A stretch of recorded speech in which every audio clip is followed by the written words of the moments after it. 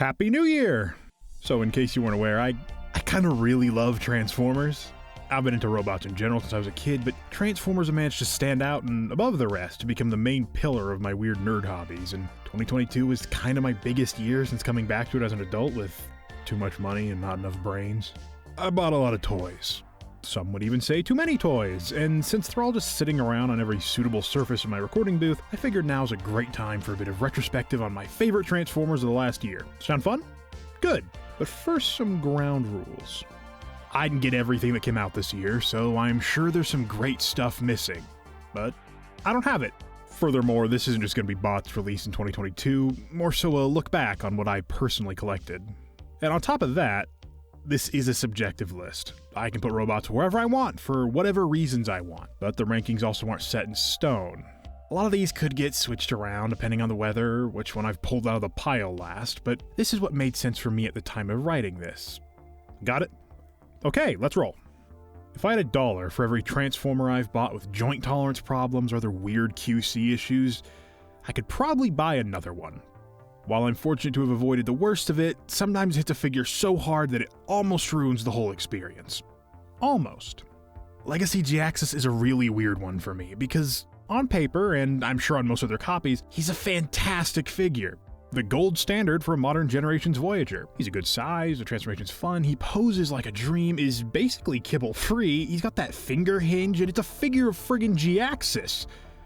And I love it for all those reasons, but my copy in hand is basically a bowl of spaghetti. Almost every joint ranges from subpar to ragdoll, and it's a shame. I really like this thing, even if mine is a little limp. One of the most interesting parts of collecting is being proven wrong. Often a figure can be revealed to be kind of a mixed community reception, only to be proven to be pretty great once we're able to see more than just a few product shots and stock renders. Legacy Bulkhead is one such figure. I remember being absolutely bewildered by the reveal. I just couldn't quite tell what to make of it. It was supposed to be Prime Bulkhead, but he just wasn't. Hasbro spent years selling their souls to screen accuracy, only to drop this weird Generations G1 combo mashup. But you know what? For a weird Generations G1 combo mashup, it's really good. Just a nice, chunky, satisfying cube of Voyager-class fun. Tolerances are good, he's got like 3 different weapons and plenty of options to use them or places to put them. The exposed wheels sticking out of his limbs definitely invoke some of that rough and ready off-roader energy, which feels appropriate for our misaligned aligned friend here. The transformation is packed with satisfying clicks and clamps as everything tucks away into a lovely green truck. He's a truck, which is a bit weird for a supposed Prime Bulkhead, though it definitely brings to mind Animated Bulkhead? Animated Bulkhead being the best Bulkhead, so it's all good in my books. For someone whose collection is like 90% recent generation stuff, Legacy Bulkhead just felt like a welcome addition to the horde. He feels right at home. Also, finding Legacy Bulkhead in a local Walmart led me to crossing paths with another Transformers fan in the area who was also checking out the aisle. We gushed about the then recently revealed Metroplex for a bit, before he tipped me off to a local toy store where I managed to find a couple of bots on this list. So, thanks, fellow Walmart Transformers guy. You're a real one. I didn't really have the connection to Cosmos when he was revealed. I hadn't seen any of the G1 episodes he appeared in, I hadn't read any of his daring adventures in print, I didn't have any toys or fond childhood memories of him. I was too caught up in getting the cool robots to make Cosmos a priority. After seeing the hype and hunger for this surprisingly hard to find figure roar across the internet, I decided, sure, I'd give him a chance if I happened upon one in the wild, and then I did, and I get it now. Cosmos is a friend. I didn't need any prior experience or nostalgia to cater to for Legacy Cosmos to steal a little piece of my heart. He's probably the most charming Transformer I've ever come across. He's a masterclass in imbuing plastic with personality, and making the character of the toy make you fall in love with the character itself. He's just a little stompy space saucer son with the kindest little eyes and friendliest physique. He looks like he's both made of hugs and was specifically made to be great at giving them.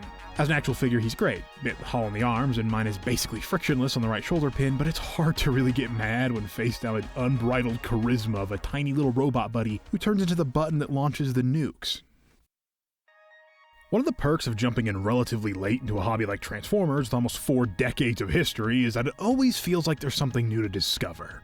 And one of the best parts about Transformers Legacy is that sometimes it'll do the discovering for you and end up throwing out a brand new version of a character you've basically never heard of from a show you never watched, and sometimes you might end up falling in love with it just a little bit. I never really got into the Unicron trilogy, and so I never really planned on getting Legacy Override. But after a glowing recommendation from a friend and my curiosity getting the better of me, I picked it up and yeah, it's just a little bit lovely. Just got a presence, a unique flair that makes it stand out in any crowd or shelf. It just pops, you know? The gold trim and blue highlights, the beautiful transparent red cockpit and wheels, it all comes together to create a fun and flashy figure with a stellar transformation and honestly, kind of nostalgic vehicle mode. Not really for Cybertron or Galaxy Force, but for Speed Racer? Collaborative Series Mach 5, make it happen. I never really gave much time to the Earthrise grapple mold, especially after having heard rumblings about certain QC issues. I appreciated it, but I wasn't really interested in it. I don't think I'd really learned to appreciate that specific kind of G1 design just yet. Then came Road Hauler. I don't know what it was. The green, the silly screaming face, the green, the fun claw attachments, the green, the truck mode, or the green, but I found myself just drawn to this thing. I remember specifically searching for him in Walmart, and I managed to snag one for my birthday, which is always a bonus. As a figure, he's just so much fun. Chunky and posable with a simple but satisfying transformation and just so much to do for a modern Voyager. That hand-swapping feature in the crane arm adds so much to both modes, and it's nice to have a vehicle mode that can do a little more than just roll around, you know? The ratchets are so satisfying to click around. Also, he's green. It's been said before that a Transformer is ultimately 3 toys in one. A robot, an alternate mode, and a puzzle. Each figure has to strike a balance between each of these 3 aspects, and of course its own development and production budget and retail price point. My favorites are usually those toys that are enjoyable and exciting in every mode and in every step of transformation, but not every figure manages that balance, which can lead to some interesting results. Studio Series Soundwave and Ravage are 2 robots that turn into nothing. We're used to some pretty nondescript Cybertronian modes, especially for the movies, and weirdly enough, especially for Voyager Generation Soundwaves. But in a wave that gave us Wheeljack and Ratchet, it's a bit disappointing to see Soundwave become a hover tank? A chunk? A crab? The transformation isn't bad per se, but it's just not satisfying since it doesn't become anything. That being said, I still love these guys. The Bumblebee movie Soundwave design is one of my favorite takes on the character, and this figure realizes that look perfectly for a Voyager-class toy. He poses pretty well, but also looks awesome just standing there menacingly, and Ravage makes for a perfect little upgrade pack to pick up on the side. They're loads of fun together, whether they're deploying to bite Prime's face off or just enjoying some quality bonding time between a giant evil spy robot and his horrible metal jaguar wolf monster. Oftentimes, collecting can be something of a journey of discovery. Usually you have more stuff to buy, but sometimes you discover things about yourself. Habits and tastes start forming, and not always in the way you'd expect. One of these discoveries I've had for myself is that I really love a good deluxe car, which makes sense, it's what my first Transformer was as a kid. And also, of course, a deluxe class carformer is basically as close as you can get to a default setting for a Transformer. I've also learned that I'm a big fan of repaints. Again, a bit of a Transformer staple, but it's always nice when a toy you're kinda interested in gets a repaint that's a little more your speed. And in this day and age, sometimes those repaints are easier to find than the original. So through this year, I've wrangled up 3 different distinct little cars I'm just gonna throw in one spot if you don't mind, considering I love them all for basically the same reasons. And that's Legacy Silver Streak, Burnout, and Kingdom Red Alert. These guys have all become go-to desk bots. I just love how chunky they are. Like, they're made of chunks. Like, there's no attempt to hide that their legs are just the rear end of a car and their chests are the front, and actually transforming them is as simple as it is addictive. I could do it blindfolded, which just makes me want to pick them up and go for another round. There's something about the simplicity and efficiency in which they work that cuts right back to the bones of this whole Transformer idea. What if your car stood up? What if there was a whole guy under the hood? They're all a fantastic modern retail take on those old G1 and Diaclone molds that somehow manage to carry forward that same spirit almost 40 years later. Are they a little plain? Yes, they're like the vanilla ice cream of Transformers, but honestly, I really like vanilla ice cream, especially when it comes with cool stuff on top of it, like a Diaclone paint job or a hammer made out of a siren, and I think this analogy is getting away from me. This video was originally going to be a top 10, then a top 15, but after picking up these guys, I really had no choice but to follow the doctor's orders and bump it up to 22. As I mentioned before, deluxe cars and weird repaints have become a collecting love of mine, and what could possibly get weirder than a G2 combiner limb and a GoBot? I think I was going to pass on Dragstrip, and Mirage seems to always fall by my wayside. But something about these paint jobs immediately caught my attention. I guess they're right about everything looking better in black. Shadowstrip and Crash are both absolutely model deluxes. Detailed and posable with unique and interesting yet simple and engaging transformations. They've joined the ranks of desk bots I love to pick up and take for a spin just for the heck of it. They're great figures, both worthy of their own spot on this list. Engineering-wise, they really don't have much in common, aside from turning to classy Formula 1 cars, but having got them both at the same time, I can't help but think of them as a pair. I don't know much about GoBots, and I'm not sure if Shadowstrip is even a character, so in my mind they can just be a couple of goons on Scourge's evil racing team. Don't try me, Hasbro. I'll buy a G2 Menasor. The more time I spend in this hobby, the more I find my taste can shift. There's plenty of designs or aesthetics or even entire series and subsections of the franchise that, for whatever reason, I judged a little too harshly on first glance, and in the last decade or so have since come around on. G2 and all of its absurdity and garishness was one such subsection. I remember reading on the TF Wiki about G2 and the crazy colors and all about how Megatron was this green and purple camouflage tank, and thinking that was all simply too weird, too strange, too stupid even. I have since realized the errors of my ways. G2 is rad, green and purple camo is classy, and Legacy Core Class G2 Megatron is a great little toy. Honestly, I didn't think I'd even be into Core Class, but having had a few of them now, they've really become a treat, and Megatron is probably my favorite flavor of Core Class goodness. I've just had so much fun fiddling with it. He's basically hung out on and around my desk since I got him, and the transformation's clever and fun, and I really enjoy his giant tank kibble shoulder pads. They should put those on more full-size Megatron toys. Also, the G1 Megatron pistol turning into the tank barrel and the G1 gun barrel on his back, that's genius. As I've gone deeper into collecting, I've learned that there are some designs, some toys, some pieces of engineering that can only really be appreciated in hand. Pictures and videos are great, but nothing can compete with the act of actually physically interacting with it. Especially with Transformers, it's fine to appreciate from a distance, but at the end of the day, these are toys, made for tactile play. Kingdom Cyclonus was one of these designs. He looked pretty cool, and everybody said he was great, but it took a rewatch of the 86 movie and a timely toy deco to finally make me pull the trigger. And he's great! Maybe even perfect? Although I'm not a giant fan of the G1 Cyclonus design, the transformation and vehicle mode are mesmerizing. There's so many perfect little moments where something swings around or folds out 15 times. It's straightforward, but refined. There's no kibble or a place where I wish they'd added one more step or one more piece. And he wears those colors so well. It's like if the word sleek had legs, if precision was a person or a robot toy. As Transformers and its design philosophy creeps ever closer to absolute screen accuracy, it becomes all the more refreshing to find a toy that manages to pull that off flawlessly while still carrying on the spirit of the original engineering. I'm not one to get real upset about faux parts or the sometimes ridiculous lengths that Hasbro and Cars designers need to go in order to reach their goal. Clever engineering is cool. I like toys that surprise me, but there's also a special delight in straightforward, earnest simplicity. Studio Series Leader Class Grimlock is the only Leader Class figure I've transformed for the first time completely unaided by instructions. The robot dinosaur song and dance has been well rehearsed after almost 40 years, and this toy manages to pull it off with an impressive, almost effortless grace. It was an easy slam dunk for everyone working on it, but it was a slam dunk. Transformation aside, this is one of my favorite figures in my collection, just pick up and pose. He's big and chunky, feels great in hand, and is satisfying in every respect. Just smooth ratchets and deep hinges and obvious screws. Let's talk about screws for a second. They're unsightly, sure, and I'm glad toy engineering can move beyond using a ton of them, especially on smaller figures, but I also really like how easy it is to repair and adjust stuff. My Grimlock came out of the box with a floppy claw on his left arm, and all it took was finding a screwdriver at roughly the right size, and boom, good as new. Or better than new, I guess. It's tight now, and with so many figures that come loose, it's nice to have an easy and obvious fix that didn't require a hammer or a PhD in toy surgery. Though if anyone knows how to stiffen a G-axis, let me know. But back to the Dinobot in question. Grimlock's gear has been a real head-scratcher. He comes with his blaster, which I do really like. It's suitably huge, and the way he holds it makes it feel like some sort of Cybertronian sawed-off shotgun, which feels appropriate. But he also comes with wheelie.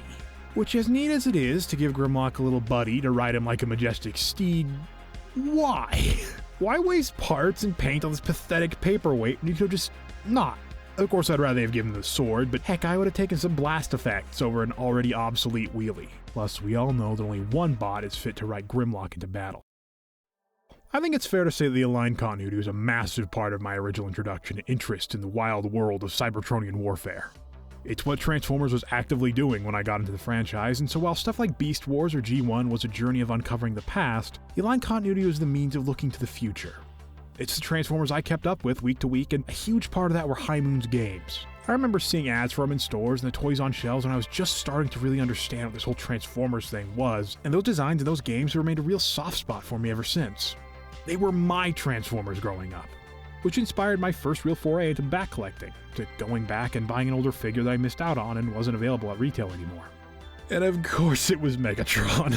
He's just so friggin' cool, man! Like, I don't even know what else to say. I'm grateful that the previous owner of the specific copy was a collector who kept it in immaculate condition, because the joints and paint are all practically mint, which means that he feels fantastic in hand, especially for a figure that's over a decade old. Sure, he's a bit dated compared to a modern generation's deluxe, but he's just got a presence. He's effortlessly cool. The transformation has some great moments packed into it, and even if his tank mode is sort of whatever, it always takes me back to being a kid, playing the War for Cybertron demo on the Xbox 360, just cruising around utterly clueless and getting immediately obliterated.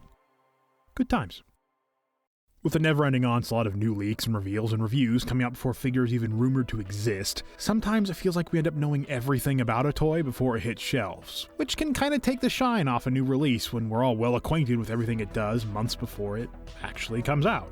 I know with some figures I'm iffy about, I like doing my research and try to figure out if it's something I'd really enjoy. After all, the Transformers community is filled with talented reviewers, and there's no shortage of discourse on any given figure.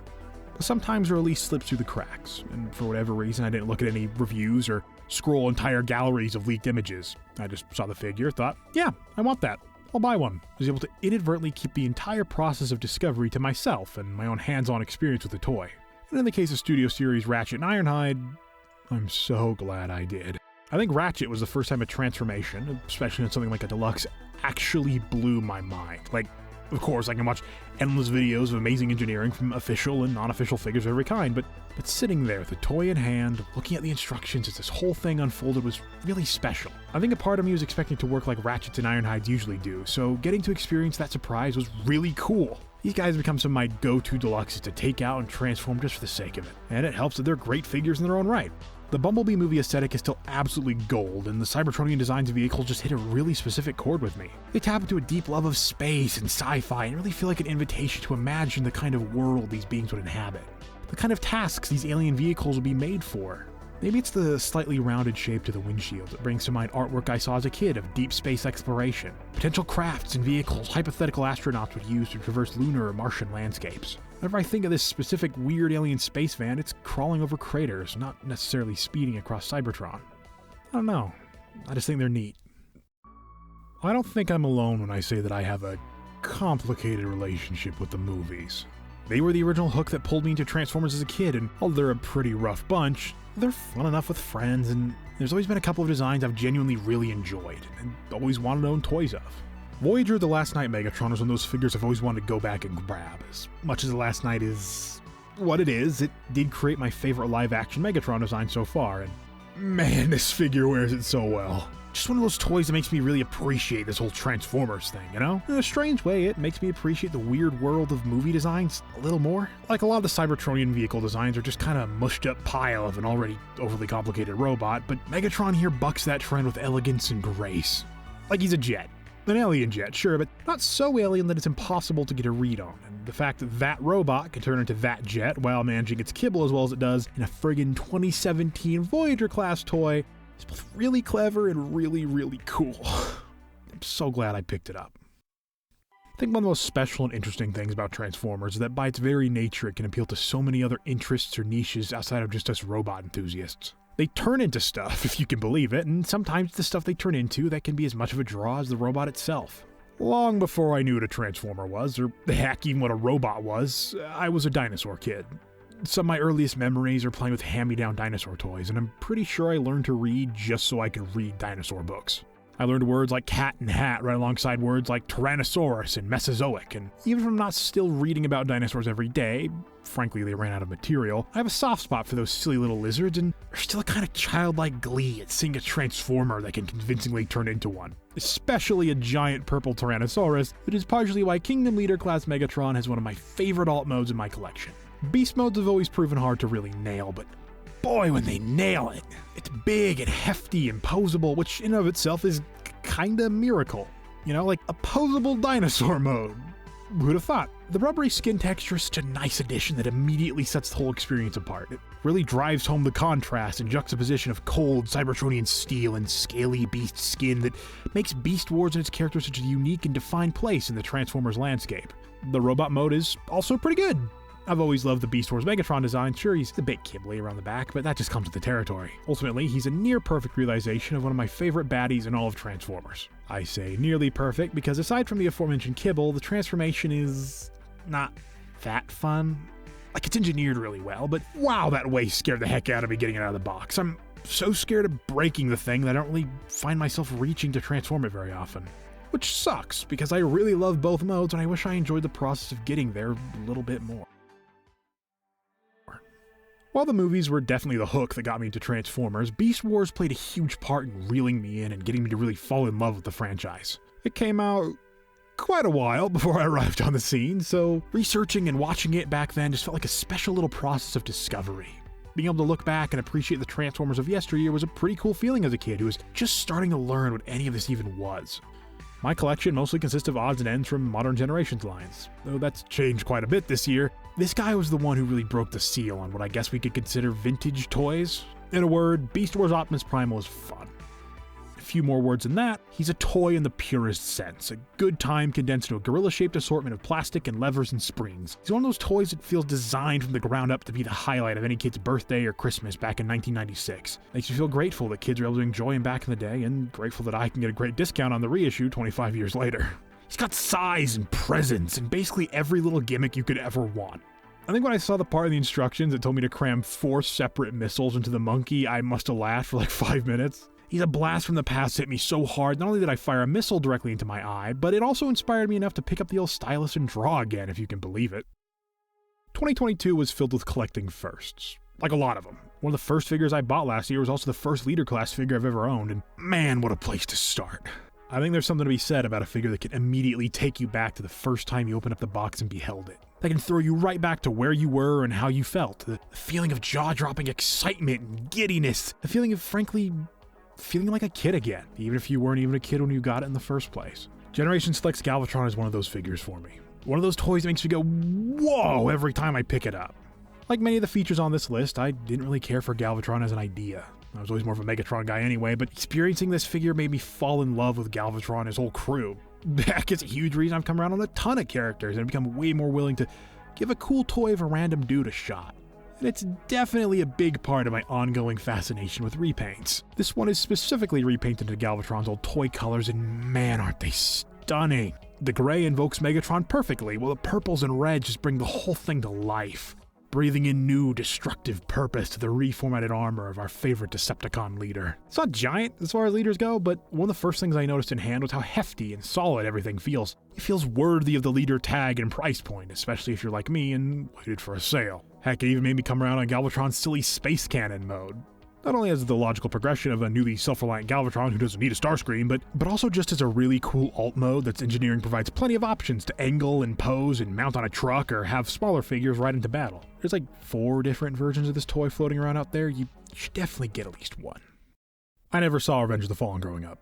I actually didn't sit down and watch the whole movie until earlier this year, but I do have very fond memories of playing the demo for the Revenge of the Fallen tie-in video game on the Xbox 360. It was one of the first multiplayer games I ever played, and in that demo's limited playable robot cast, one of the most prominent and memorable was Long Haul. I don't know what it was, but something about that chunky green flame-throwing dump truck stuck with me for years. As time went on, I kept an eye on Transformers and still considered myself a fan, but it was actually the release of Studio Series Long Haul that pulled me in and served as a gateway for my entire collection and back into Transformers and its community. Thing is, I couldn't find a Studio Series Long Haul anywhere near me while the figure was available at retail, which kicked off 3 years of checking every online retailer I could find for one at a decent price, as the original release got further and further away and prices kept creeping higher. It sounds silly to say, but this recent retail voyager became something of a grail for me, and right as I was about to throw in the towel and settle for the knockoff, I happened to stumble upon the Takara version in that local toy store the Walmart guy told me about, and the rest is history. As a figure, Studio Series Long Haul is pretty good.